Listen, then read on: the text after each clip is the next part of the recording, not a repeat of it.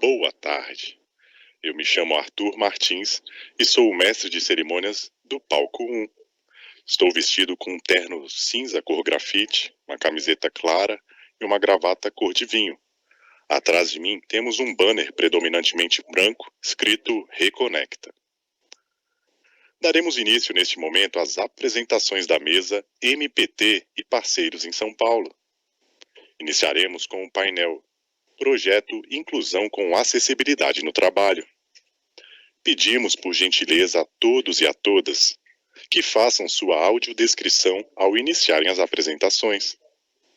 Para coordenar os trabalhos desta mesa temática, convidamos o vice-coordenador da Cor de Igualdade do Ministério Público de São Paulo, Gustavo Acioli, a quem passo a palavra neste momento. Boa tarde a todos e todas. É com muita honra que eu posso coordenar essa mesa sobre o projeto Inclusão com Acessibilidade no Trabalho. Me chamo Gustavo Acioli, sou procurador do trabalho. Sou um homem branco, com cabelos castanhos claros, olhos castanhos. Normalmente estou vestindo um blazer cinza com a camiseta branca por baixo e por trás de mim é uma parede cinza.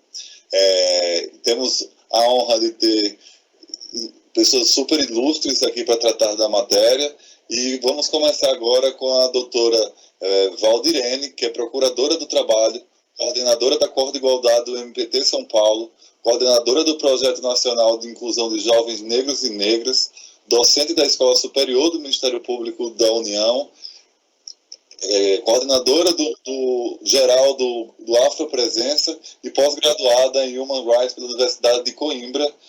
E passo a palavra para a doutora Valdirene para que fale sobre o projeto. Boa tarde, doutora Valdirene.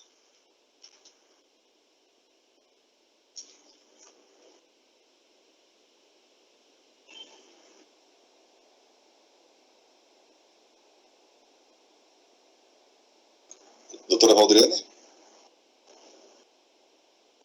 Perdão, eu fiz uma mudança de tela aqui e acabei me equivocando para retornar. Muito obrigada, doutor Gustavo. É uma honra estar aqui nesse evento grandioso que o Ministério Público do Trabalho organiza em defesa dos direitos das pessoas com deficiência e prazer maior em dividir mesa com pessoas que me são tão caras, parceiros institucionais, colegas de MPT, e que estão aqui por conta de um trabalho que nós, do MPT São Paulo, coordenamos juntamente com a AMANCAI e com a Câmara Paulista para a Inclusão de Pessoas com Deficiência. Esse projeto que nós estamos aqui trazendo nessa tarde, ele foi gestado durante um longo período e com a contribuição de muitas pessoas valorosas. É um trabalho que conta com a participação do MPT nesse apoio, através dos danos morais coletivos, através de um suporte de coordenação também, mas que tem como participantes em cada videoaula, já que nós estamos falando de um curso, pessoas de excelência, algumas delas que se prontificaram a vir nessa tarde fazer essa conversa breve sobre o que foi essa experiência de participar desse projeto e o quanto ele pode significar de contribuição para a sociedade brasileira no combate à discriminação contra as pessoas com deficiência e no avanço a toda a discussão sobre a questão da acessibilidade. Não vou me alongar, eu tenho que voltar à minha audiodescrição. Eu sou uma mulher preta, meus cabelos longos, trançados, estou vestindo uma blusa branca e atrás de mim um fundo que é um quadro de Tarsila do Amaral, né, Morro da Favela, um quadro muito emblemático e relevante para a história do nosso país. Então, retomando a questão do projeto propriamente, nós tivemos uma fase de concepção, uma fase de contatar as tantas pessoas para poder organizar isso que nós entregamos hoje à sociedade. E a Iguale, uma empresa de audiovisual de ponta, principalmente no atendimento à questão da acessibilidade, somou a nós nesse trabalho, e aí nós conseguimos, então, agora, hoje, fazer a entrega disso, que nós denominamos projeto, é um curso, né? É um curso Acessibilidade com Inclusão no Trabalho. Cada um dos palestrantes que aqui estão vão poder revisitar um pouco do que foi essa sua contribuição, e da minha parte, eu tenho a dizer que eu me dediquei nele a falar sobre o MPT, porque nós temos dentro do Ministério Público do Trabalho uma coordenação de prevenção e combate à discriminação. Ela existe em âmbito nacional e em cada unidade do MPT nós teremos uma representação regional. À época desse curso eu estava na representação nacional, hoje eu estou na representação regional de São Paulo. E dentro de São Paulo nós temos um grupo de trabalho regional de inclusão e acessibilidade. Eu, doutor Gustavo, doutora Silvana, entre outros valorosos colegas procuradores e procuradoras de São Paulo, integram esse nosso grupo.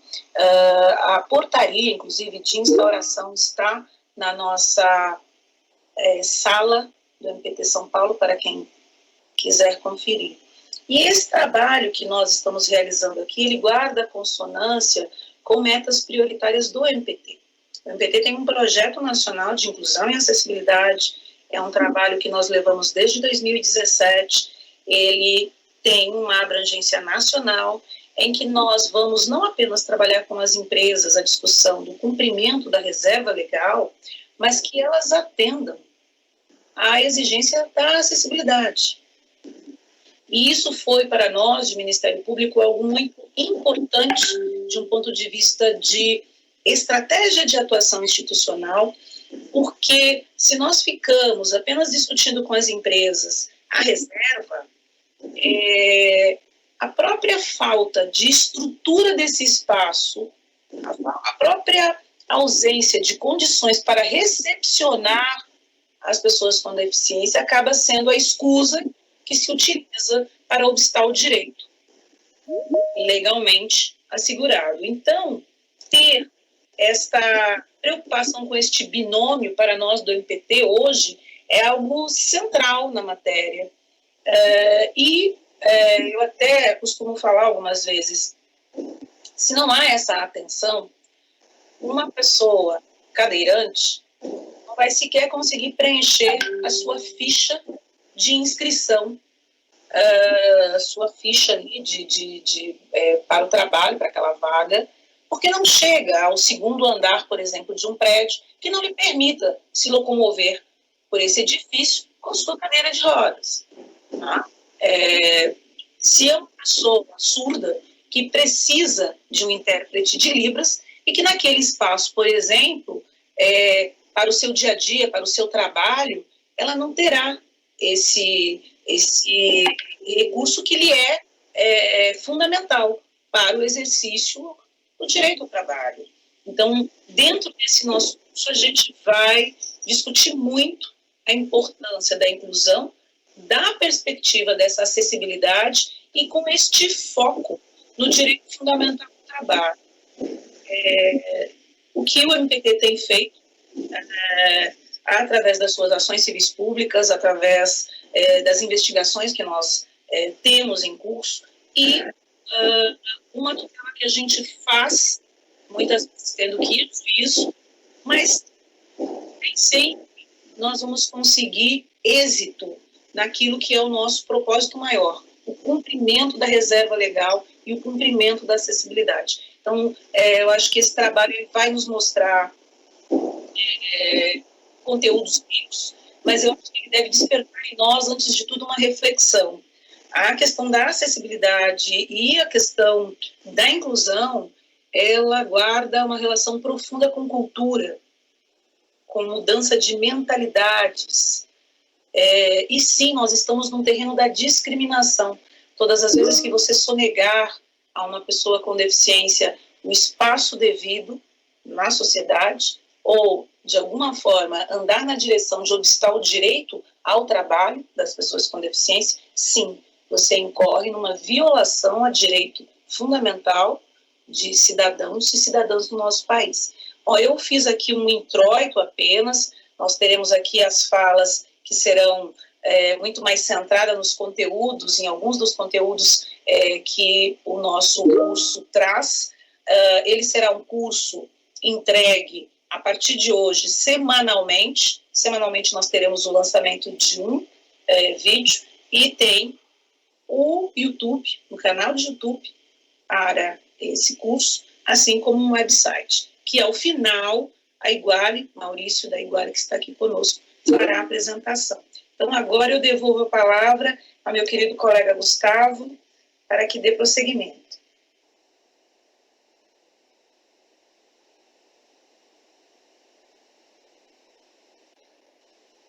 Já sem som, Gustavo. Muito obrigado, doutora Valdirene, muito interessante, brilhante exposição. E eu convido agora a doutora Maria Aparecida Gugel, que é subprocuradora-geral do Trabalho, vice-procuradora-geral do Ministério Público do Trabalho, doutora pela Universidade de Roma, presidente da Associação de Membros do Ministério Público do Trabalho dos Direitos dos Idosos e Pessoas com Deficiência. Com a palavra, a doutora Maria Aparecida Gugel. Obrigada, Gustavo Acioli, querido Guga, nosso mediador dessa mesa tão importante. Obrigada, Valdirene, querida colega, por ter me chamado. Eu tenho, como você, a gente sempre tem orgulho das coisas que faz, né? Então, esse trabalho, esse projeto que vocês fizeram em São Paulo pelo MPT, porque a gente, embora fazendo em São Paulo, é do MPT todo, não é? Que me fez encontrar com Marta Gil, que me fez encontrar com Romeu, Isabel e Cal, e ali nas mãos do Maurício, né, que tão habilmente assim dizia: olha, não está bom ainda, vamos tentar de novo, vamos aqui melhorar um pouquinho a luz e tal. Então foi muito bom. E eu fico muito orgulhosa de poder vir aqui contribuir também nesse momento com o Reconecta. Bem, dentro do projeto, Valdirene e Marta me pediram para tratar da mulher com deficiência. Sim, desculpa, olha, esqueci de me autodescrever, né? Fazer uma audiodescrição, né? Como é o termo que a gente tem que usar. Então, eu sou Maria Aparecida Gugel, né? Sou uma mulher branca, de cabelos brancos, muito curtos, tenho um rosto fino, uso óculos, tenho aqui um nariz de meio romano, aquino, não sei como é que a gente objetiva isso. Estou usando uma blusa colorida, um fundo azul marinho com alguns desenhos geométricos, quadrados, triângulos, não sei bem como são, vermelhos, e atrás de mim eu tenho uma estante com livros, alguns quadrinhos e uma luz refletindo lá em uma dos vidros. E só estou vendo agora, e isso não é bom para a imagem, não é, Maurício? Bem, mas então, doutora Valdirene e Marta Gil me pediram para tratar da mulher com deficiência dentro dessas relações de trabalho, né? E pediram especificamente tratar da mulher com deficiência relacionada à discriminação que ocorre lá nas relações de trabalho. Então, eu fiz um apanhado aqui muito rápido para tentar respeitar esse tempo, né? Nessa aula, eu me referi Então, há a Convenção sobre os Direitos da Pessoa com Deficiência, que tem uma afirmação muito clara, muito objetiva em relação à mulher, e ela diz que as mulheres estão sempre mais expostas a sofrerem violências, lesões, abusos, descasos, tratamento negligente, maus tratos ou exploração.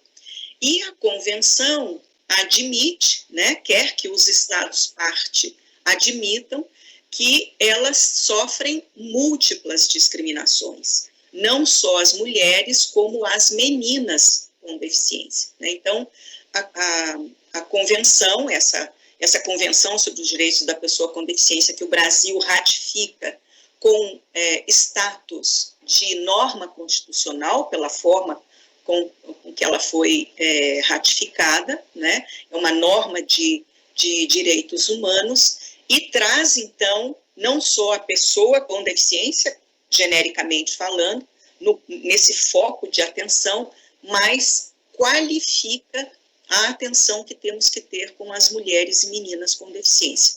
Então, uma está lá, uma desses comandos convencionais está lá no artigo 6 e o outro no artigo 16. O 6 dizendo que tem risco acentuado, múltiplo, e o 16 falando digamos assim, qualificando, né, esse tipo de risco, né?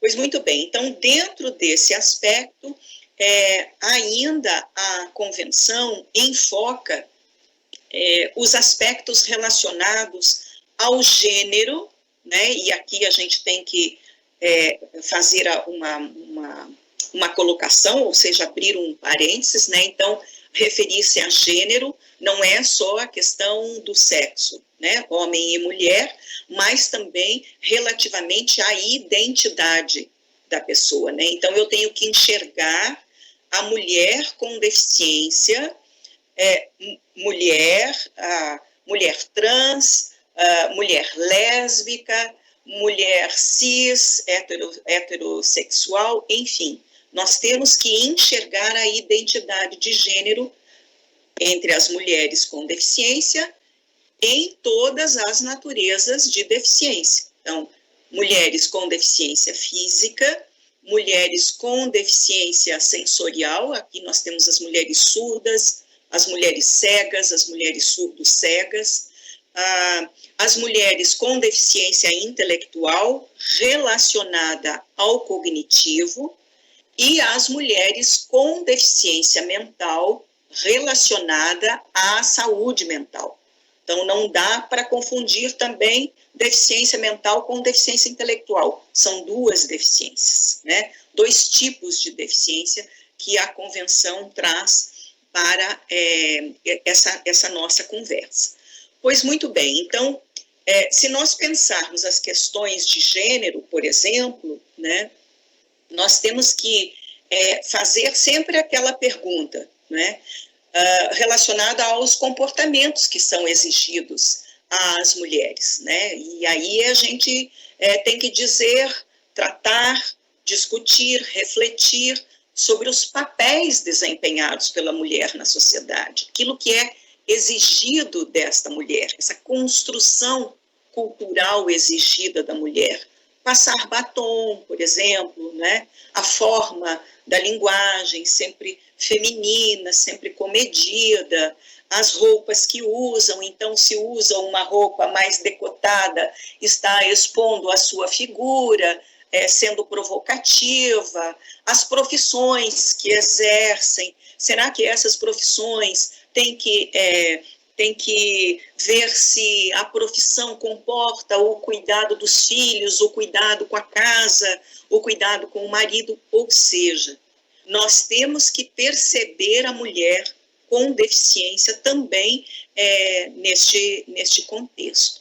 Então, a Lei Brasileira de Inclusão, essa filha dileta que nós temos da Convenção sobre os Direitos da Pessoa com Deficiência, repete esse comando, esse alerta convencional e diz, sim, a mulher com deficiência, é especialmente vulnerável juntamente com a criança, o adolescente e a pessoa idosa, né? Então, lá no artigo 5º da Lei Brasileira de Inclusão, nós encontramos essa afirmação, né? E a própria Lei Brasileira de Inclusão repete, mais uma vez, as situações de vulnerabilidade que são potencializadas nas relações de trabalho, né? Então, nós temos aqui, como a gente ouve todos os dias, a dupla jornada da mulher, por exemplo, a mulher que trabalha, a mulher que é profissional, né? Então, cuida das questões profissionais e cuida, digamos, das responsabilidades domésticas, né? Aí com filhos, com pais e mães, né? Cuidados. É essa a palavra melhor que a gente tem que empregar, né? Quando se trata da atividade doméstica. E a própria LBI, então, quando a gente já está aqui no tópico da relação do trabalho, portanto, falando de quando poderá ocorrer essa discriminação, né?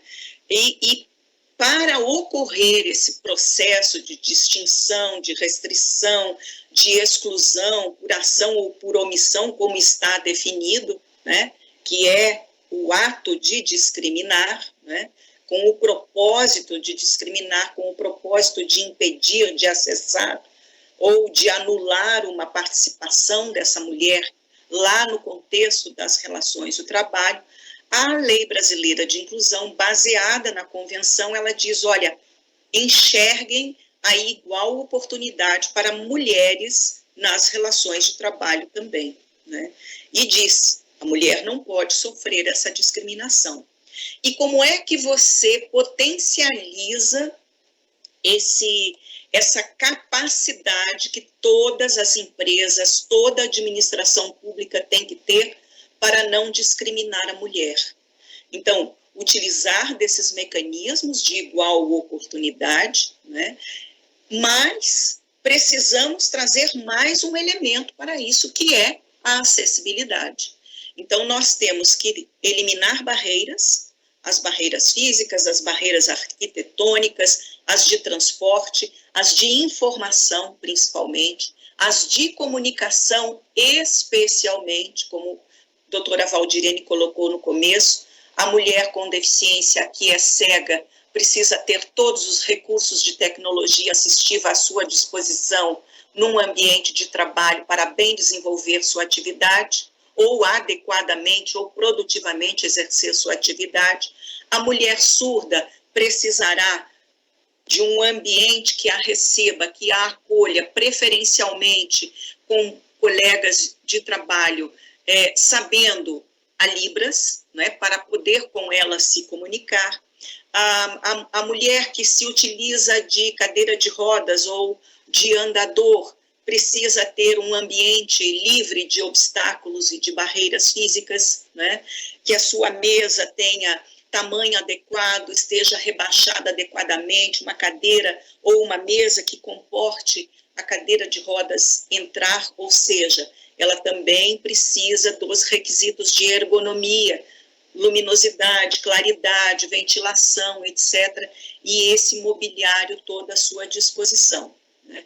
E quando esta mulher precisar, quando esta trabalhadora precisar, essa trabalhadora com deficiência, além de todos os mecanismos de acessibilidade, cumprimento das leis de acessibilidade, das normas regulamentares de acessibilidade, ela precisará também, se necessário, porque o seu caso exige, ela precisará de adaptação razoável, né? Então, depois de cumprido todas as normas de acessibilidade, ela particularmente na sua condição de mulher e por conta da natureza da sua deficiência, precisará de algo mais. Esse algo mais é a adaptação razoável.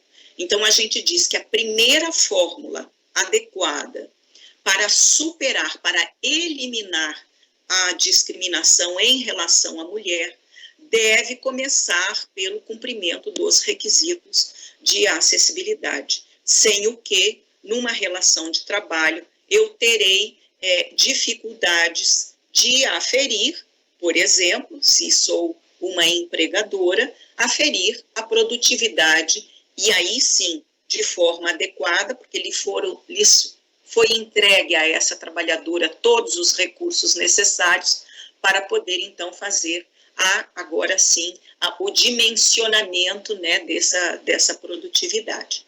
Bem, e quais os exemplos de discriminação mais comuns que a gente tem nas relações de trabalho? Então, o que vale para todas as mulheres, exigir testes, exames de gravidez, atestados de esterilização ou estado de saúde da mulher trabalhadora, especialmente da mulher com deficiência, fazer o controle de natalidade, e aí em relação especificamente à mulher com deficiência, nós temos um grande não dizendo por quê? Porque a mulher com deficiência tem o direito não só à sua sexualidade, mas a maternidade, né? Então, a mulher com deficiência decidir quando, como e onde exercer o seu direito à maternidade, né? E quando mais o empregador discrimina, né?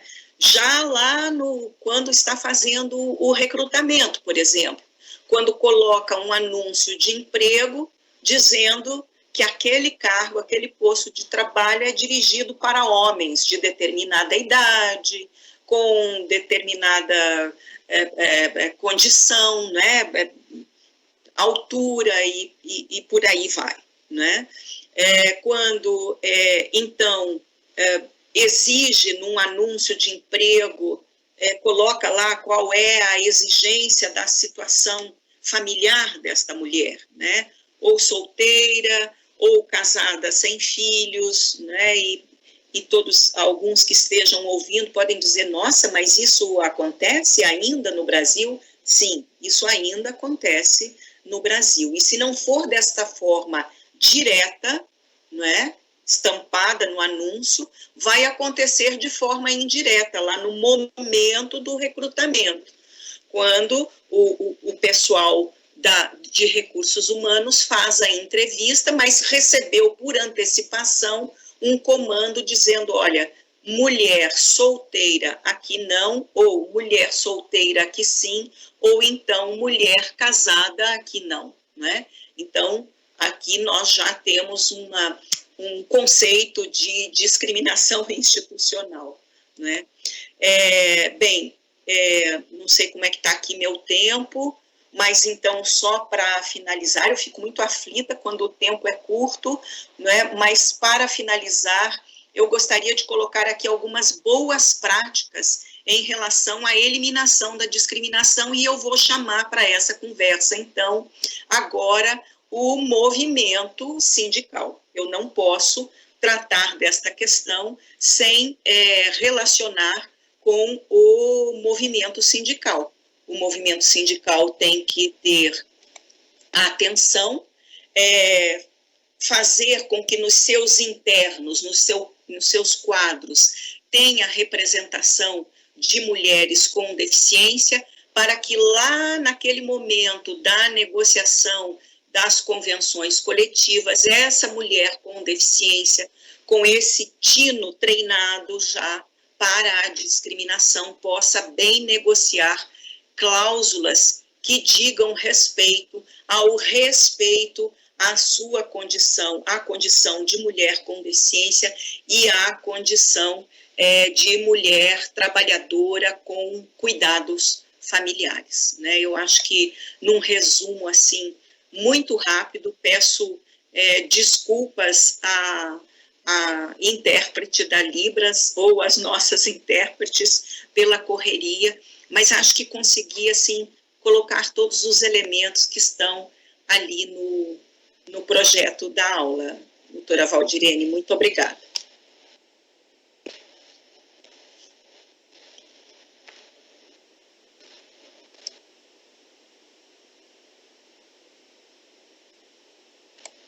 Não estamos te ouvindo, Gustavo. Muito obrigado, doutora Maria Aparecida, querida Cida, pelas sábias palavras. E agora eu vou chamar a professora Isabel Maior, que é professora aposentada da Faculdade de Medicina da Universidade do Rio de Janeiro, integrante da Comissão Executiva do Fórum Permanente da UFRJ Acessível e Inclusiva, e também membra do Conselho Municipal dos Direitos com Pessoas com Deficiência do Rio de Janeiro. Com a palavra, a doutora Isabel. Olá a todos e a todas que aqui nos acompanham. Muito obrigada mais uma vez por esse convite e a participação.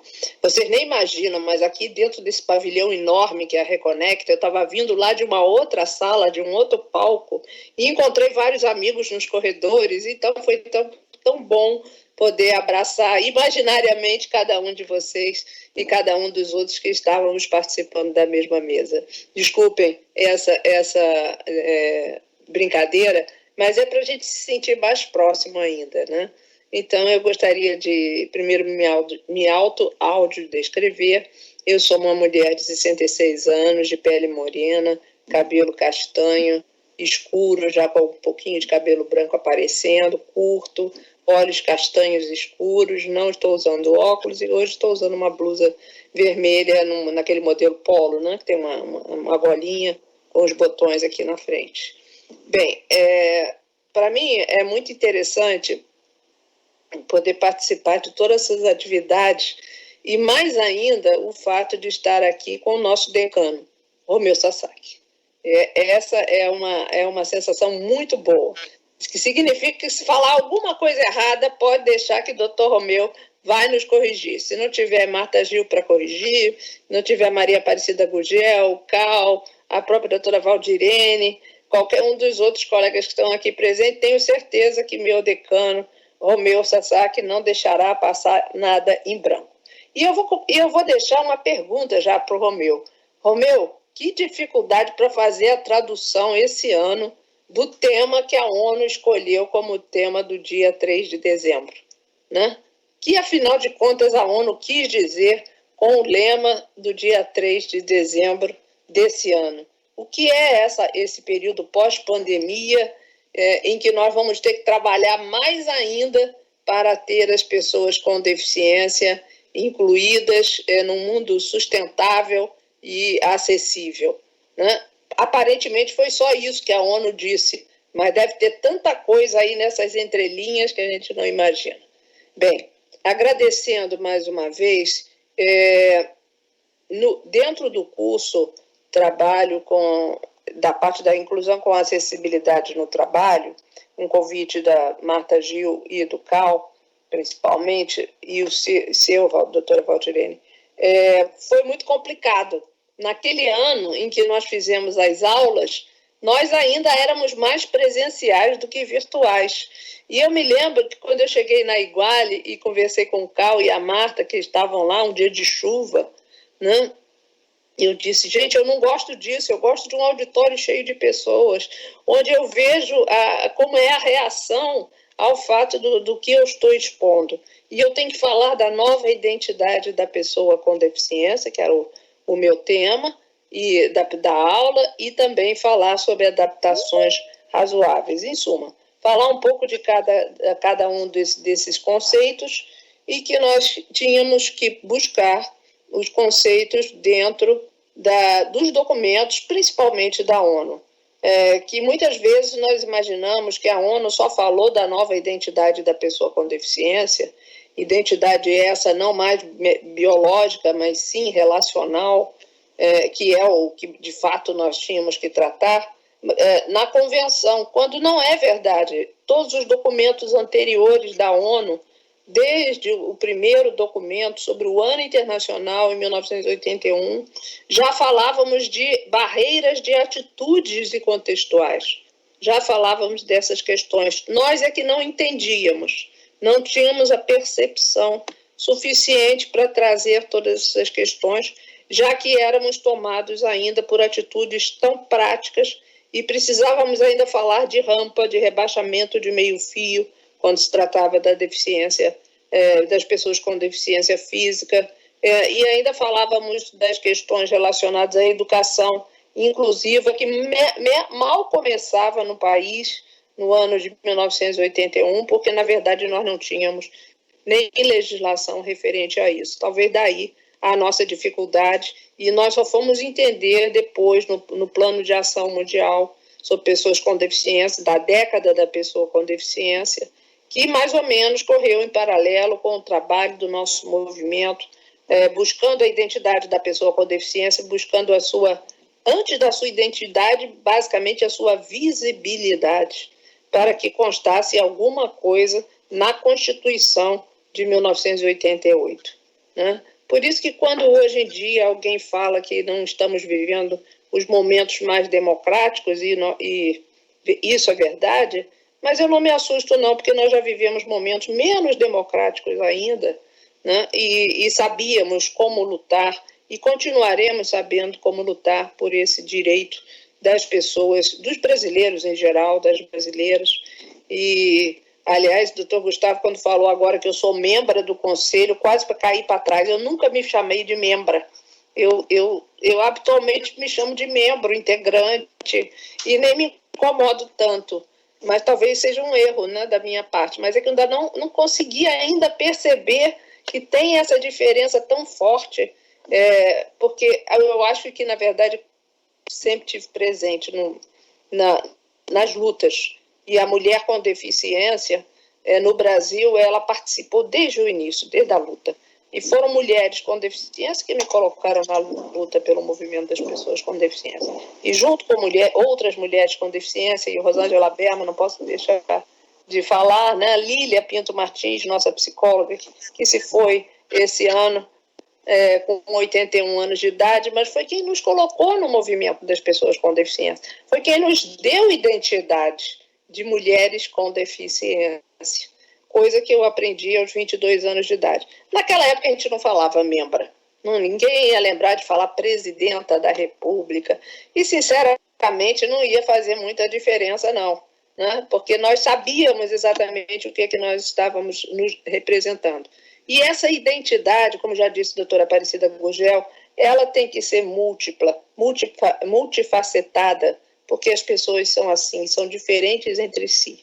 E a identidade das pessoas com deficiência, ela precisa trazer para esse conceito o que a ONU trouxe nos seus documentos seguintes, as normas gerais de equiparação de oportunidades da década de 90, e posteriormente até chegarmos à autorização para o Comitê Ad Hoc sobre a elaboração da Convenção, já no milênio atual, né? Quando começamos a trabalhar, a autorização foi no finalzinho de 2001, então, na verdade, foi de 2002 a 2006 que trabalhamos na elaboração do texto da Convenção, que Romeu Sasaki fez a gentileza de fazer a primeira tradução rapidamente, quando eu solicitei a ele em 2007, lembra-se, Romeu? Né? Que foi aquela primeira publicação que o Brasil teve, com as bandeirinhas amarelas. Estava por aqui, está aqui do meu lado, jamais eu viria para este evento sem trazer essa publicação aqui. Não sei se vocês estão podendo ver, todo mundo tinha uma dessas.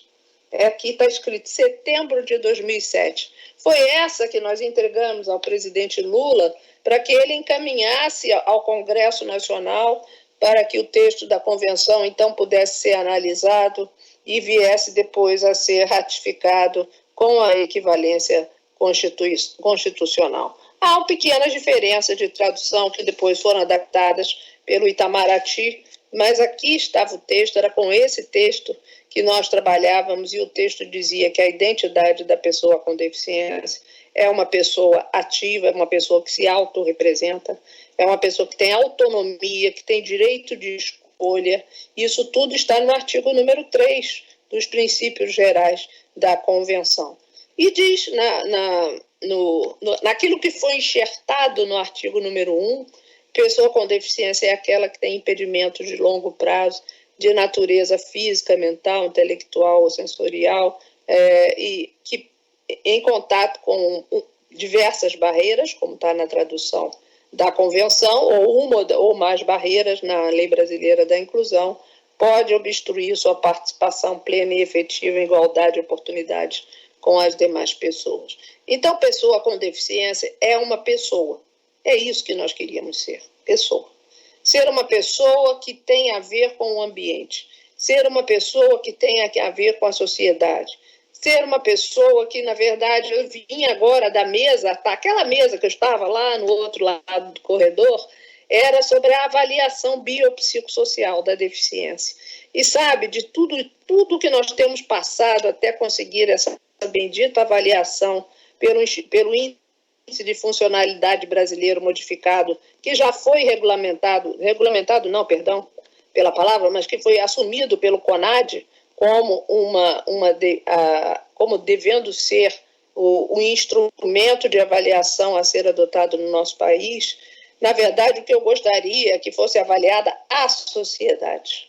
Se a sociedade fosse avaliada, todas as pessoas com deficiência passariam a ter os direitos que não estão garantidos, apesar de estarem escritos aqui na Convenção, na Constituição Brasileira, na Lei Brasileira da Inclusão e em todos os outros documentos.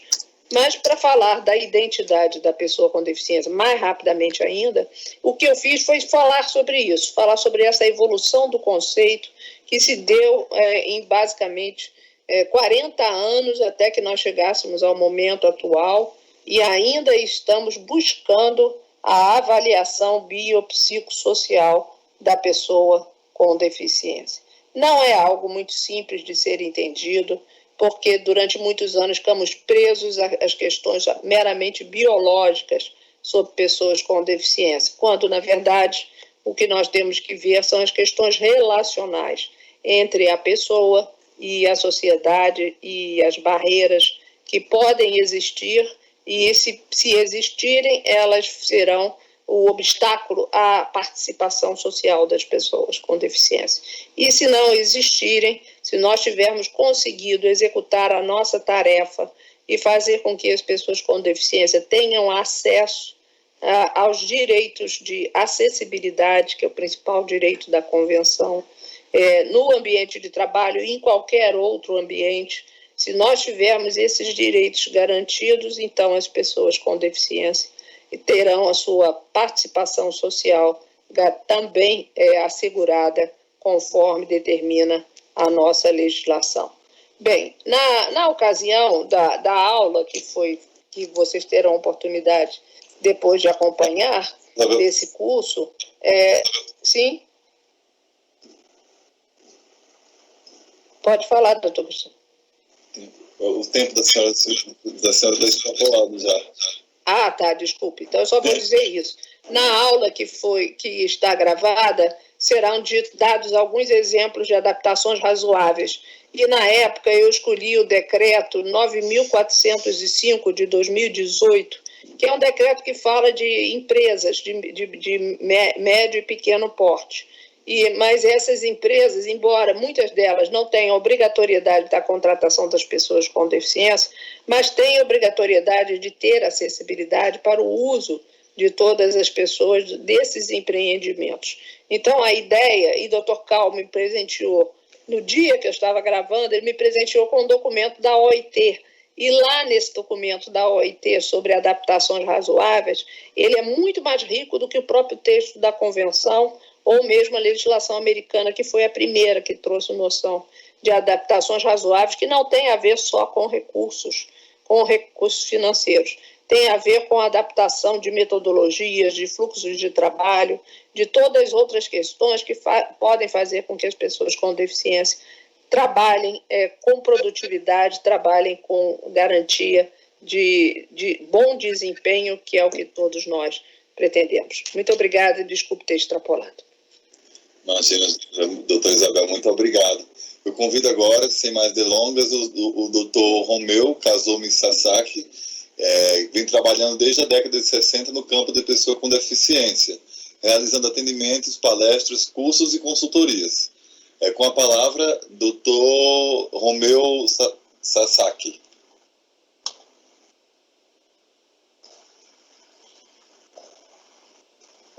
Doutor Romeu? O senhor me ouve? O microfone estava desligado. Tá me ouvindo agora? Sim. Tá. Então, eu vou fazer uma audiodescrição. Eu nasci no Brasil e meus pais eram o pai e a mãe eram japoneses, de modo que eu tenho essa feição oriental, né? Eu sou calvo, uso óculos, sou maçã preta e tenho 81 anos de idade e atrás de mim uma parede totalmente branca. Eu vou começar, antes de entrar no meu tema, responder, né, a pergunta que a doutora Isabel fez, né? É muito oportuna, é muito de momento mesmo.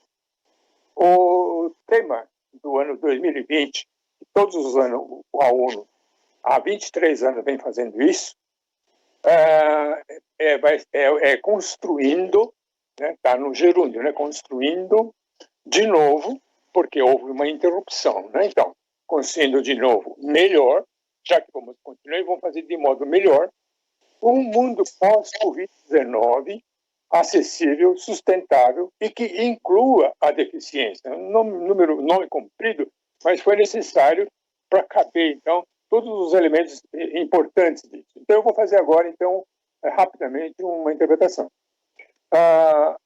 Essa é a nomenclatura adotada pela ONU, né, para o tema. Só que, assim que começou a pandemia do coronavírus, a OE, a Organização Mundial da Saúde, a Organização Internacional do Trabalho, além de outras, mas principalmente essas duas agências internacionais da ONU, do sistema ONU, já produziram toneladas, né, vamos dizer assim, toneladas de documentos oficiais, técnicos, mostrando, né, as implicações da Covid-19 para com o mundo inteiro, para a população inteira, mas especificamente as pessoas com deficiência. Então, a ONU, ao instituir o tema deste ano, e instituiu agora muito em cima, né, porque eles demoraram, porque estavam discutindo assim, que tema vamos escolher para este ano, porque as outras agências já se pronunciaram, né, tem muita coisa importante lá. O que nós poderíamos fazer? Daí eles fizeram esse nome. E quando ele diz pós-Covid-19, desculpa, uma espirrada aqui. Pós-Covid-19 é uma expressão que tem duas interpretações, né? Pós é logo que começou a Covid, então é pós, porque no momento em que começou, essa é uma interpretação. E o pós-Covid-19 pode ser depois que acabar a Covid-19. É pós, quer dizer, depois de acabar a Covid-19. A interpretação que a ONU está dando é a primeira, aquela que precisamos construir de novo, porém melhor, um mundo pós-Covid, enquanto a Covid-19 está existindo, enquanto a população inteira está sofrendo, está agoniada, tem gente morrendo aí aos montes, né? E incluindo aí, então, pessoas com deficiência. Essa é a razão, né? E eles mantiveram aquele finalzinho, um mundo pós-Covid-19, sim, porém, não esquecendo de incluir, ou de manter incluído, porque incluído já está, e manter incluída a pessoa com deficiência. Bom, então, feito isso, que o tempo é curto, né? Deixa eu passar, então, pode projetar aí o meu PowerPoint. Ele saiu do ar aqui. Oi? Alô? Alô?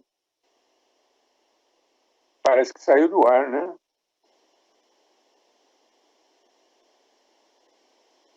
Oi. Romeu, a gente te ouve. O PowerPoint não está aparecendo. Se você puder falar, vai ser ótimo. Não vai aparecer, então? Então tá bom. Agora apareceu. Vocês estão me vendo, né? Tá. Então vamos lá. Me pediram para que eu fizesse um resumo de duas aulas que eu tive a oportunidade de dar para o Ministério Público do Trabalho, né? E são duas aulas cumpridas, né? Na íntegra. Opa, apareceu agora? Sim. Tá bom. Todos estão vendo, né? Então, a primeira aula chamava-se Abordagem da Pessoa com Deficiência pelo Modelo Social e Dimensões da Acessibilidade. E no outro dia, a segunda aula, que se chamou Direito ao Trabalho à luz da Convenção sobre os Direitos das Pessoas com Deficiência e da Lei Brasileira de Inclusão da Pessoa com Deficiência. Então, eu vou fazer um resumo nessa ordem. E pode mudar aí, por favor? Pode mudar para isso mesmo. Então, eu coloquei aqui, para falar do modelo social, eu preciso contrapor, né, com o modelo anterior, que é o modelo médico da pessoa com deficiência, né? Estão se debatendo aí, né? O modelo social começou na década de 90, no começo da década de 90. E o modelo médico já tinha existido mais de 5 décadas, o modelo médico, né? Então, foi difícil o modelo social se impor, né, ali no começo da década de 90. Aí, ficou mais claro quando Agnes Fletcher, uma mulher com deficiência, que era uma das líderes, né, de uma organização que traduziria o Brasil adotou ao seguinte nome, Organização Mundial das Pessoas com Deficiência. Em 1993, Agnes Fletcher escreveu um livro chamado Ideias Práticas em Apoio ao Dia Internacional das Pessoas com Deficiência. E nesse livro, que eu tenho há 27 anos, né? Pode, ainda não, viu? Mude quando eu pedir, por favor. Senão vai me atrapalhar um pouco aqui. Alô? Aí. Ficou bem claro que o modelo, essa palavra modelo médico, modelo social, que a gente sempre usou, esse modelo significa o modo, né? É o modo de abordagem. É o modo como a sociedade aborda a pessoa com deficiência, a pessoa como um todo. Não se resume na deficiência da pessoa, é a pessoa inteira no contexto social, né? Então, é muito importante isso. Então, hoje nós estamos falando de modelo social no sentido de que houve um modelo médico, né? E sempre com essa ideia de como que a sociedade abordava antes e como aborda desde então. Pode mudar agora? Então, o modelo médico, por que esse nome médico, né? Nada contra os médicos, a classe médica, nada disso, né? É uma analogia que encontraram aí antes da década de 90, foi na época do Ano Internacional das Pessoas Deficientes, né? Que era esse o nome, Pessoas Deficientes, em 1981, fizeram uma analogia com o processo da medicina, né? Dos procedimentos médicos, que é o diagnóstico, tratamento e solução de uma doença. Por isso eu não quero dizer que a deficiência está sendo confundida ou comparada à doença, não é isso, tá? Apenas o modelo inteiro da medicina foi adotado como analogia para significar o modo como a sociedade entendia e chegava e abordava e tentava ajudar ou não pessoas com deficiência. E a sociedade inteira aprendeu. E eu surgi, eu comecei a trabalhar na década de 60, portanto, em plena era do modelo médico, né? A sociedade achava que o problema, entre aspas, né, que eu não chamo de problema, mas a sociedade achava que o problema, entre aspas, da deficiência está na própria pessoa com deficiência. Então, concretamente, o problema está com a própria pessoa que tem a deficiência. E aí, por consequência, a sociedade entendeu que cabe à pessoa com deficiência dar uma solução a esse problema da sua deficiência, para ela poder participar da sociedade. Então, a sociedade tinha essa atitude, né, de não mexer nela mesma, na própria sociedade, mas dizer para a sociedade, dizer para os especialistas, dizer para a própria pessoa com deficiência, que cabe a ela resolver essa questão. Essa deficiência que essa pessoa tem é um problema dela, é um problema individual, né? Não tem nada a ver com o mundo inteiro, com a sociedade inteira, com o país inteiro, né? Essa era a interpretação. Então, Agnes Fletcher, pode mudar, introduziu, chamou, né, modelo social, não foi ela que criou, mas ela fez um resumo nesse livro que eu citei. Ela deixou bem claro nesse livro o seguinte: as pessoas com deficiência, e ela era uma delas, Doutor Romeu, que? Oi, não. o tempo do senhor está extrapolado também. Oi? Faltam 12 segundos. Ah, é? Nossa, para mim faltam 5 minutos. Bom, entende que o problema da deficiência é a existência de 7 tipos de barreiras que dificultam a sua participação na sociedade. Então, o foco vai para a sociedade, para as barreiras que existem lá. Por isso, cabe à sociedade dar solução ao problema e eliminando todas as barreiras que nela se encontram. Então, vamos substituir barreiras com acessibilidade, vamos trocar.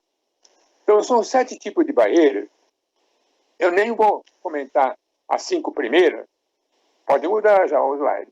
Arquitetônicas, atitudinais, comunicacionais, instrumentais, metodológicas, e vou falar rapidamente das naturais, que é menos conhecida, né? São as barreiras não feitas pelo ser humano, não construídas pelo ser humano.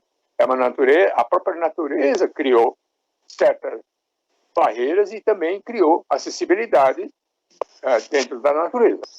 E a programática é tudo que representa normas, né? Por exemplo, decreto, lei, boletim, manual de serviço, notas, boletim, tudo que tem uma característica de norma, de programa.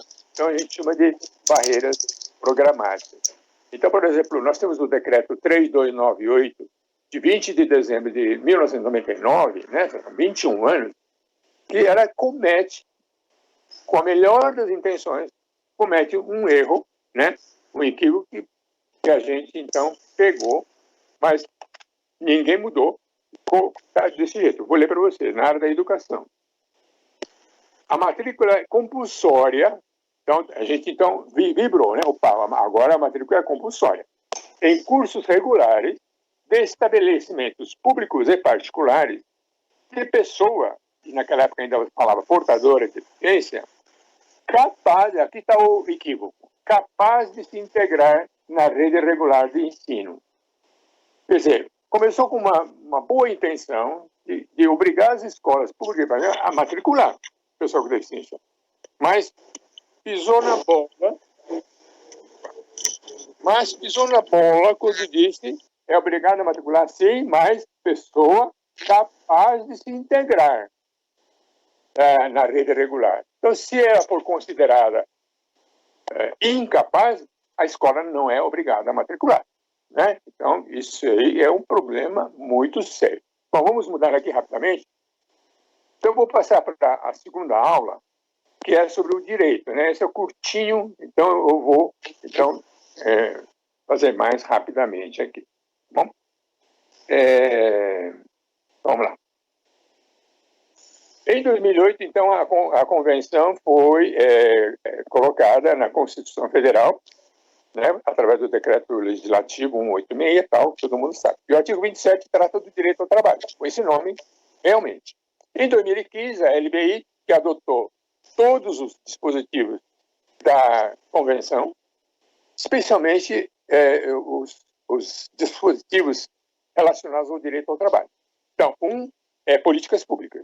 Promoção e garantia de condições de acesso e permanência no campo do trabalho. Pode mudar. 2. Trabalho de livre escolha ou aceitação no mercado em ambientes acessíveis e inclusivos. Esse trabalho de livre escolha é muito bacana, né? Porque antigamente, né? E até não tão antigamente, mas até quase que há dias atrás ainda, né? As pessoas com deficiência são obrigadas a aceitar ser colocada ou ser contratada num trabalho que não foi da escolha dela. Foi escolhida pela família, pelos profissionais, os técnicos, os que trabalham em reabilitação profissional, né? E raramente, hoje não. Hoje as pessoas com deficiência, em sua maioria, já faz questão de escolher. Não, eu quero exercer uma profissão que eu goste, que seja da minha escolha. Então, isso é muito importante. 3. Estímulo ao empreendedorismo, trabalho autônomo, cooperativismo e associativismo. E 4, volta um pouquinho. 4, recursos de tecnologia assistiva e ou adaptações razoáveis no local de trabalho e colocação competitiva da pessoa com deficiência por meio do trabalho com apoio. Está na LBI desse jeito, mas o que significa trabalho com apoio é emprego apoiado. Concluindo, tanto a Convenção como a LBI garantem e exigem o cumprimento de todos os dispositivos do direito ao trabalho. Então, muito obrigado pela atenção, muito obrigado aí quem me ajudou a trocar os slides e passo o microfone para vocês. Muito obrigado, doutor Romeu. Eu passo agora a palavra para a oficial técnica em Princípios e Direitos Fundamentais no Trabalho e Caribe da OIT, a advogada e mestre Thaís Dumé Faria. Muito obrigada, doutor Gustavo. Eu queria agradecer muitíssimo, na verdade, o convite, a possibilidade, a oportunidade de estar aqui discutindo sobre esse tema tão importante. Agradeço especialmente a doutora Valdirene, uma grande parceira já de tantos e tantos projetos de todas as áreas possíveis e imagináveis, e sempre sonhando mais, e sempre buscando mais. A doutora Cida Gugel, que também está à frente, levando força nesse tema, e minha querida também Marta Gil, que está envolvida sempre em todo o processo e que eu tenho muita confiança, sobretudo para trabalhar com esse tema. Então, bom, vou ser bem específica nos meus 10 minutos, mas falando sobre esse projeto, que é a base da nossa discussão hoje, fazer minha autodescrição. Eu sou parda, eu estou usando óculos, eu estou com a blusa branca com alguns detalhes azul e verde, e ao fundo tem a minha estante de livro com vários livros coloridos e de tamanhos diversos, e eu estou com o cabelo hoje preso.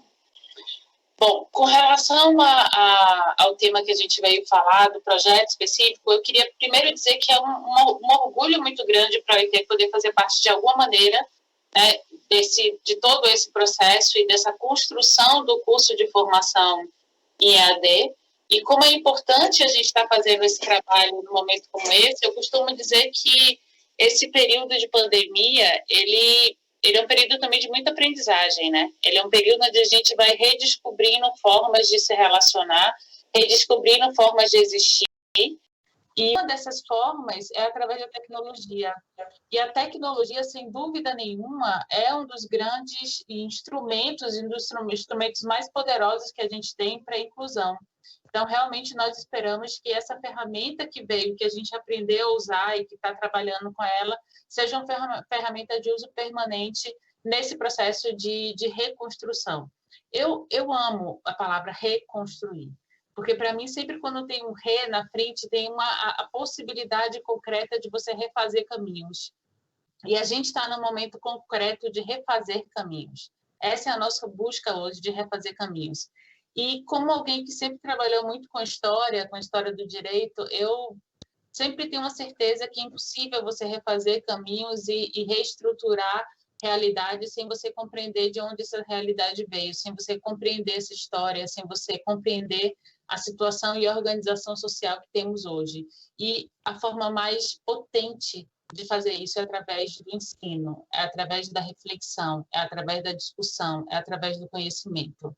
Então, esse projeto que vai chegar agora em breve, com tanta carga de conhecimento, e que seguramente ele é um projeto que ele não é estático, porque o conhecimento não é estático, então ele permite que novas ferramentas e que novas informações sejam colocadas todo o tempo, permite um debate amplo e, fundamentalmente, um debate que não fique só no Dia Internacional da Pessoa com Deficiência.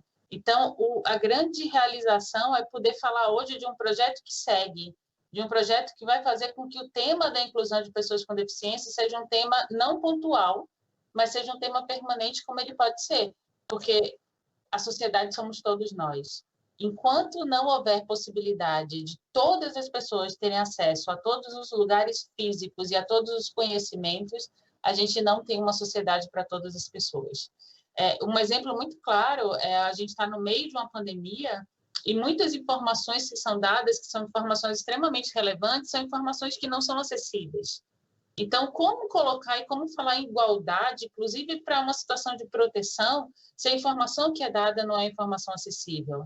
Como falar em igualdade de condições no mercado de trabalho, onde é a missão da OIT, se nós não temos uma saída de casa com acessibilidade, ou seja, o caminho do trabalho acessível, muito menos o mercado de trabalho acessível. A colega anterior falou do material da OIT, que é sobre adaptação razoável, e já saiu uma nova documentação agora, que é especificamente um relatório sobre Covid e pessoas com deficiência, que fala desse retorno ao mercado de trabalho, porque é importante a gente trabalhar como é o retorno do mercado de trabalho das pessoas com deficiência E mais do que isso, como é a inclusão das pessoas que estão fora do mercado de trabalho nesse período pós ou desse período saída, né, que nós estamos vivendo agora, que é essa expectativa da vacina, que é a expectativa de mudança de quarentena, que é o aumento de alguns setores da economia com aumento de trabalho. Então, como fazer realmente dessa retomada uma retomada inclusiva? A gente tem duas saídas aqui, tem duas possibilidades, na verdade. Ou a gente aumenta a exclusão, se a gente começa a trabalhar com modelos anteriores, que são modelos que privilegiam determinados grupos, ou a gente pode aproveitar desse período de crise para retomar com a inclusão. Então, se essa retomada do emprego ela tiver uma visão específica, incluir as pessoas que são de grupos tradicionalmente, historicamente, vítimas do preconceito, a gente pode ter uma situação de melhorar, inclusive, a desigualdade social. Mas também existe o risco muito grande de aumentar se isso não for visível. Então, além desse documento, tem um documento que saiu especificamente sobre o retorno das pessoas com deficiência nesse período pós-Covid, já está disponível em português, é um documento muito recente e traz algumas recomendações muito interessantes que eu não vou falar para não extrapolar meu tempo, que eu estou contando aqui com o meu cronômetro. Então, o que eu queria, para finalizar, na verdade, falar na voz de um dos representantes que foi na Conferência Internacional do Trabalho, é uma pessoa com deficiência, e ele é diretor executivo do Blind Institute of Technology. E o que ele falou foi: somos o maior recurso inexplorado do planeta. Na verdade, quando me refiro às pessoas com deficiência, prefiro usar o termo indivíduos preparados para trabalhar nas empresas. Não se emprega uma pessoa com deficiência porque é algo que te faz sentir bem. Se faz porque trabalham o dobro e não mudam tão frequentemente de trabalho. Se emprega porque vão fazer seu trabalho. Chamo o meu plano de iniciativa de $1 bilhão. Nos Estados Unidos, uma pessoa cega receberá, ao longo de sua vida laboral, $1 milhão em assistência pública.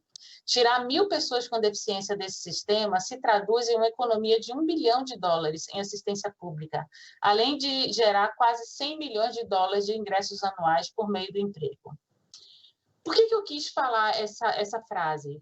Porque a gente trabalha muito com o tema da exclusão e com o tema de pessoas com deficiência na lógica dos direitos humanos, e que está certo, porque os direitos humanos eles existem para que todas as pessoas tenham acesso igualitário e justo a todos os direitos, e por isso a missão da OIT é a promoção da justiça social. Então, não existe crescimento econômico com desigualdade, é preciso crescimento econômico com justiça social. Mas é preciso ver esse tema também como um tema de economia, com tema de crescimento, porque as pessoas com deficiência têm as mesmas potencialidades de uma pessoa sem a deficiência. Isso não existe uma diferença de produtividade, de inovação, de criatividade, de limites. Por isso que uma das campanhas que a gente fez em parceria, a OIT com o Ministério Público do Trabalho, chama Não Há Limites para o Trabalho Digno. E ele traz pessoas, na verdade, onde surpreende no sentido de que existe um preconceito muito grande que as pessoas sem deficiência colocam limite na pessoa com deficiência, inclusive no mercado de trabalho, e já dizem, olha só, você não pode trabalhar com isso, você só pode trabalhar com isso.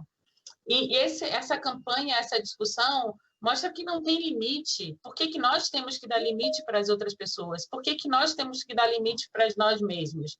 Então, essa é a ideia, é romper com os nossos estereótipos, romper com os nossos limites, começar a compreender que isso que a gente fala de adaptação razoável não é adaptação, no final das contas, é o que tem que ser. Porque quando eu falo até adaptar, parece que eu tenho que fazer investimento porque vem duas pessoas. Não, o que tem que ser, eu preciso viver numa casa onde todas as pessoas possam entrar. Eu preciso trabalhar no local onde todas as pessoas tenham acesso. Eu preciso escutar a informação e ver um filme onde todas as pessoas possam ver. Então, não é uma adaptação, é o correto, é a forma correta de fazer para que realmente uma sociedade seja verdadeiramente inclusiva. Não é um investimento, é o direito. Esse fato tem que ser colocado como algo muito sério. Não é investimento do mercado de trabalho, ou dos governos, ou da sociedade. É o correto, é direito, é garantir acesso de informação e de deslocamento, acesso à sociedade, acesso ao meio cultural para todas as pessoas, como tem que ser.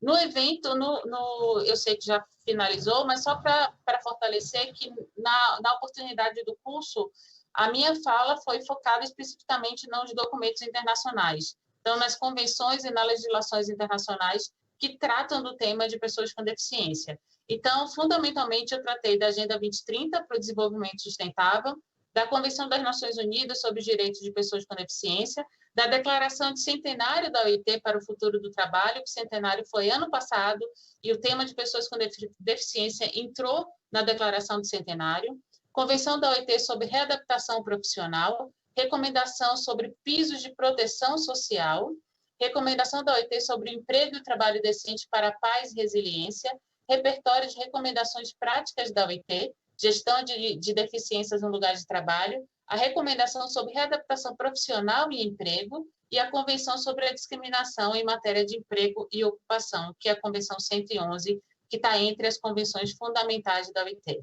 Então, eu queria agradecer muito, mais uma vez, a possibilidade de falar sobre esse tema tão relevante e, mais ainda, de aprender com vocês, de trocar e de ter a certeza que esse tema não fica só no dia de hoje e que ele vai ser fortalecido através desse projeto. Muito obrigada. Muito obrigado, doutora Thais, pelas palavras. Eu convido agora a socióloga graduada pela USP, doutora Marta Gil, com a palavra. Boa tarde.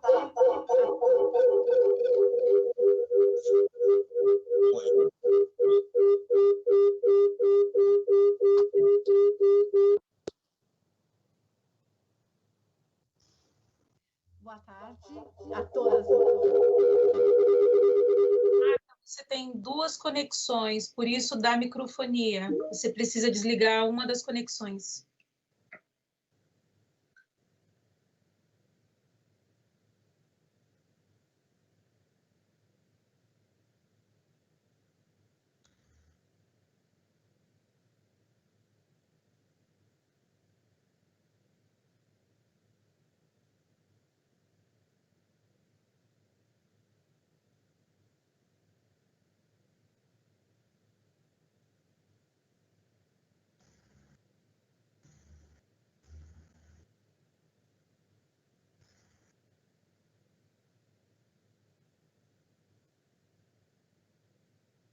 Diante dos problemas técnicos da doutora Marta Gil, eu vou passar a palavra agora, enquanto resolve o problema, ao doutor José Carlos do Carmo, Cal. José Carlos do Carmo é médico graduado pela Faculdade de Medicina da USP e mestre de Saúde Pública pela USP, especialista em Medicina Preventiva.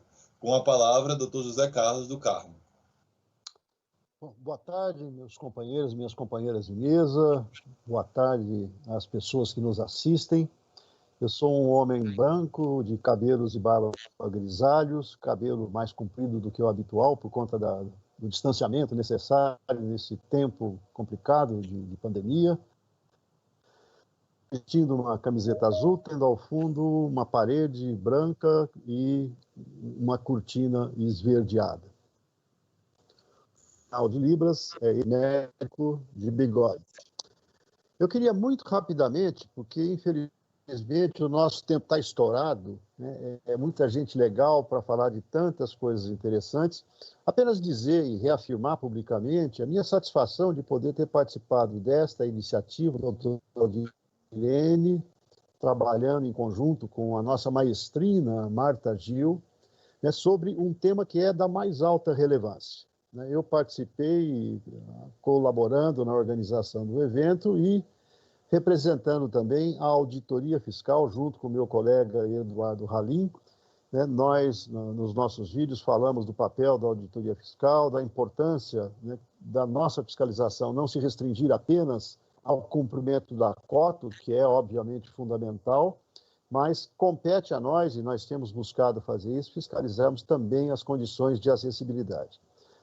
Todos nós que estamos aí lutando pelo direito fundamental, que é o direito de acesso ao trabalho para as pessoas com deficiência, sabemos muito bem que isso só será possível quando houver um mínimo de condições de acessibilidade, não apenas dentro das empresas, mas de forma a permitir que a pessoa, por exemplo, possa se deslocar da sua casa para o trabalho e daí, né, voltar. Eu encerro por aqui para poder dar mais tempo para as outras pessoas, inclusive, mostrarem o fruto desse nosso trabalho. Mais uma vez, muito obrigado, né, por esta oportunidade, muito obrigado a todos que nos assistem. Um abraço. Muito obrigado, doutor José Carlos. Eu passo a palavra agora à doutora Marta Gil para...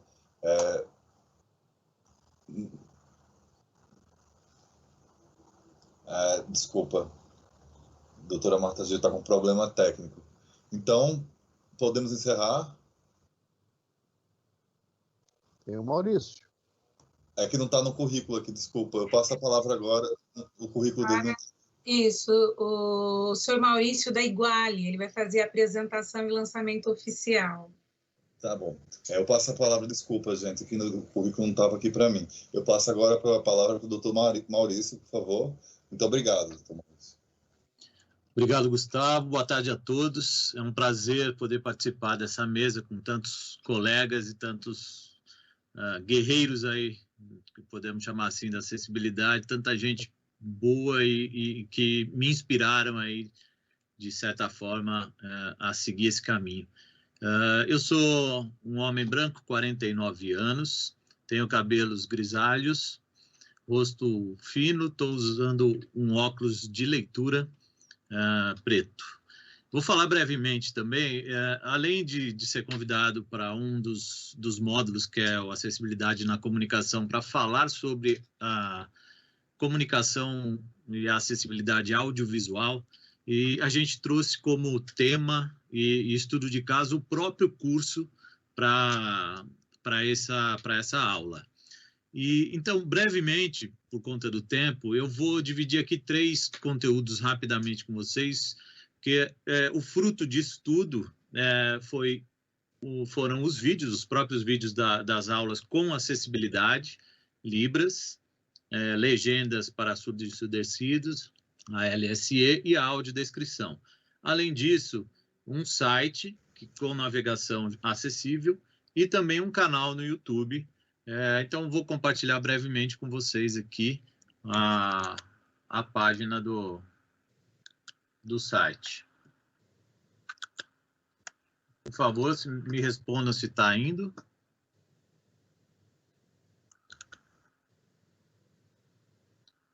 Foi? Não está visível. Não está visível? Está desabilitado aqui. Bom, tem o site, ele está hospedado no acessibilidadenotrabalho.org. O canal no YouTube, ele tem tanto o link a partir do site, quanto no próprio YouTube, com o mesmo nome. E tem um trechinho de um vídeo das aulas, que é o vídeo de apresentação do curso, que se puder passar nesse finalzinho, seria bacana para as pessoas terem ideia da concepção geral desse projeto, e como isso se finalizou e retratou a partir dos conteúdos riquíssimos aí com relação à acessibilidade. Fico por aqui, agradeço muito a oportunidade, a confiança no trabalho da Iguale. Preciso deixar público aqui também um agradecimento à doutora Valdirene, ao Cal e à Marta Gil por todo o projeto, e também à equipe da Iguale, ao time da Iguale, em especial à nossa coordenadora de produção, Miriam Morales, que abraçou esse projeto aí de uma forma muito bacana, aqui dentro da Iguale, e o resultado vocês vão poder conferir aí tanto na internet, no site, quanto no canal do YouTube. Muito obrigado, grande abraço a todos. Dessa forma, nós encerramos a mesa. Eu queria agradecer. Vídeo. Disseram que não podia passar o vídeo porque não teria tempo. Foi que ficaria disponível no canal, mas vocês querem que eu anuncie o vídeo? Seria interessante, ele é bem rápido. Tá, tudo bem. Então, já encerrando, nós encerraremos. Muito obrigado a todos e todas pelas disposições. E para encerrar nossa mesa, vamos passar um vídeo de exposição. Muito obrigado a todos e todas e tenham uma boa tarde. Olá, eu sou Valdirene Assis, Sejam bem-vindas Obrigado, e gente. Boa bem-vindos tarde. ao curso de Obrigado, ensino à gente. distância, Obrigado. Inclusão com Acessibilidade no Trabalho. Fundo branco. Desculpa a todos, No lado viu, esquerdo, gente? dentro da grande mandala em tons esse de verde, tempo curto. está a fotografia de um homem em uma cadeira de rodas junto à mesa de um escritório. Sim. Ele é magro, tem a pele branca, cabelo curto, barba e bigode. Está mexendo no tablet que segura com uma das mãos. No lado direito, o letreiro.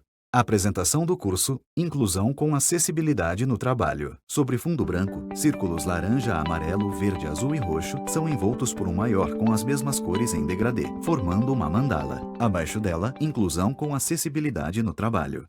Esse curso é uma capacitação resultante dos esforços da Cor de Igualdade, do Ministério Público do Trabalho, Coordenadoria Nacional de Promoção da Igualdade de Oportunidades e Eliminação para a Discriminação no Trabalho, da AMANCAI, Instituto de Estudos e Pesquisas e da Câmara Paulista para a Inclusão da Pessoa com Deficiência, da Superintendência Regional do Trabalho de São Paulo.